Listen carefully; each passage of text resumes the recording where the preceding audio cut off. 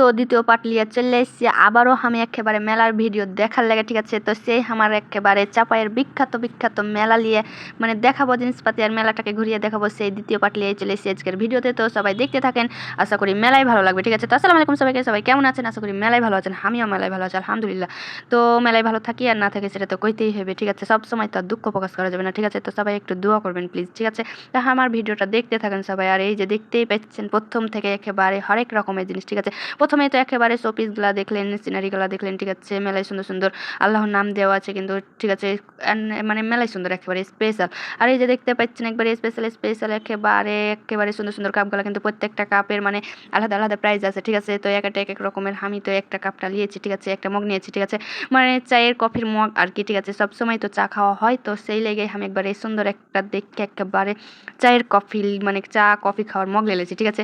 তো আমার যদি ভয়েসে একটু উলট পালট হয়ে থাকে তো বুঝতেই পারছেন মনের অবস্থা, ঠিক আছে। তো ভালো লাগলে অবশ্যই কমেন্টে জানাই, আর পুরো ভিডিও দেখেন, ঠিক আছে। পুরো ভিডিও দেখলে অবশ্যই ভালো লাগবে। আর আমার বেটিটাকে দেখেন একেবারে স্পেশাল করে একেবারে ঘুরে বেড়াচ্ছে, ঠিক আছে। আর গরমে কিন্তু সেই একেবারে গরম, মনে হয়েছে যে পাঞ্জরে পাঞ্জরে সিলিয়ে বেড়াইতে হবে এরকম রে বাবা রে বাবা, তো কিছুই করার নাই, ঠিক আছে। তো মেলায় গরম আর কি। আর দেখেন কত সুন্দর সুন্দর প্রত্যেকটা কিন্তু মগের একটা এক রকম, একটা 130 টাকা, কোনোটা 150 টাকা, কোনোটা 170 টাকা। আর সুন্দর সুন্দর থালগালা কিন্তু প্লেটগালা কিন্তু 130 টাকা 150 টাকা, ঠিক আছে। তো সুন্দরভাবে আমরা কিন্তু একটা ভূতের ঘরে ঢুকে যাবো, ঠিক আছে। স্পেশাল ভূতের ঘর, কিন্তু এত মেজাজটা গরম হয়ে গেছে। ভূত মানে কিছুই লাই একেবারে, কোনো মানে ভয়ের লয় কিছু একদম জঘন্য। যদি আগে জানতাম রে ভাই, তো আমি ভূতের ঘরে ঢুকতুম না, ঠিক আছে।